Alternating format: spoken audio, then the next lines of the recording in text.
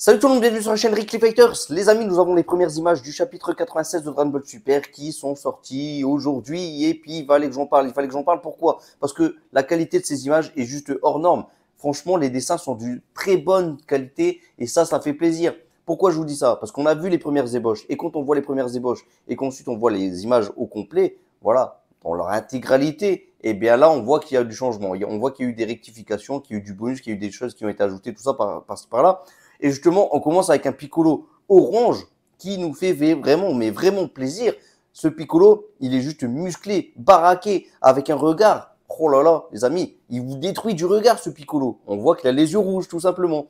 Enfin bon, ce Piccolo orange, pour moi, il est différent. Il n'est pas dessiné de la même façon en CGI dans le film Dragon Ball Super Super Héros. Pour moi, dans le film Dragon Ball Super Super Héros, j'avais l'impression de voir un Piccolo orange avec le cou un petit peu recroquevillé comme ça.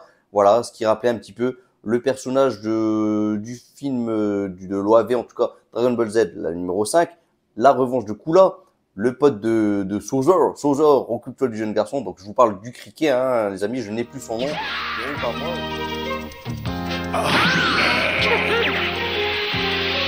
Désolé, c'est raté. Honte à moi, j'ai presque envie de dire, mais n'hésitez pas à me le dire en commentaire, ce petit criquet, comment s'appelait-il dans l'OAV Dragon Ball Z, la revanche de Koola. Voilà, je ne me rappelle plus comment il s'appelle, mais vous le savez les amis. Donc dites-le moi, je suis curieux, et puis je sais que vous avez la réponse.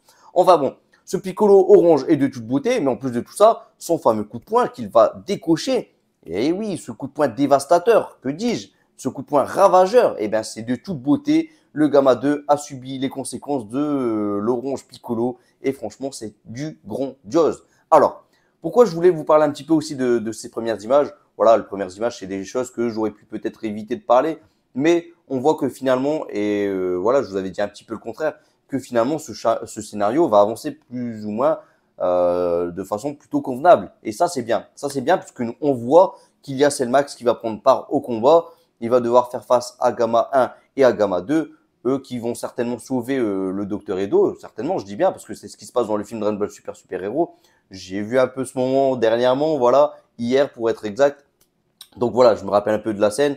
Et le Cellmax, il va être un petit peu tout foufou quand il va arriver avec toute cette fumée, il va vouloir tout détruire dès le départ. Donc voilà, il en impose, il fait peur. Et dans ces cases, on voit que le personnage est gigantesque. On le voit qu'il est gigantesque et qu'à côté, il y a du Gamma 1 et 2 qui ne font pas forcément le poids, mais qui vont réussir à donner des petits coups par-ci par-là. Voilà, le Cellmax qui va peut-être frapper dans le vide, mais derrière, on a quand même un Gamma 1 qui va découcher un bon coup sur le visage de Cellmax, mais ça va pas lui faire grand-chose. Enfin bon.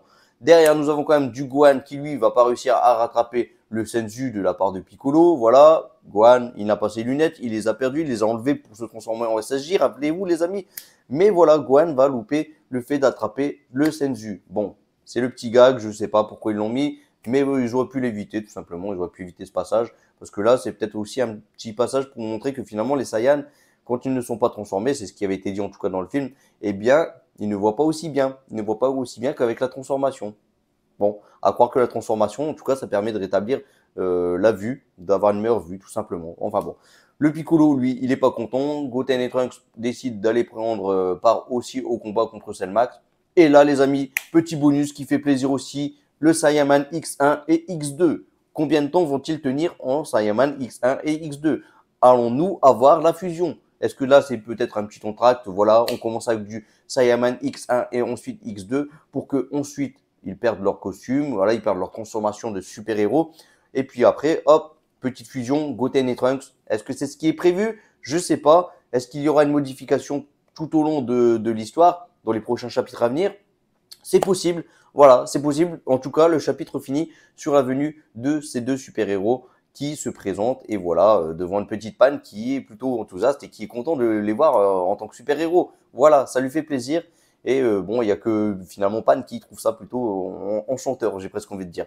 Voilà, bon, je pense avoir fait le tour de ce chapitre. Néanmoins, les petits bonus, voilà, le début des ébauches qu'on a eu en bonus, c'était bon, on aurait pu s'en passer. Mais Piccolo, quelque part, on sait maintenant qu'il a le ki divin. Donc, il faut le respecter, le Piccolo. Il faut le respecter, ce petit personnage. Les Saiyaman X1 et X2, ça peut être un bon bonus. Maintenant, on va voir ce que ça va être fait, en tout cas dans le prochain chapitre. Mais voilà, ça va peut-être traîner un petit peu sur le fait que Carmine et Magenta, bon, ils vont essayer d'activer Cell Max, même si Carmine, finalement, il va se faire corriger par la pauvre petite panne, certainement, comme ça a été fait dans le film. Voilà, bon. Et derrière, il y a le Docteur Edo aussi qui va se charger un petit peu de Magenta. Magenta qui s'est un petit peu cybernétisé. Donc on va voir ce que ça va donner tout ça. Mais ce chapitre, finalement, bon, il est passable, il est passable. C'est pas non plus le grand chapitre.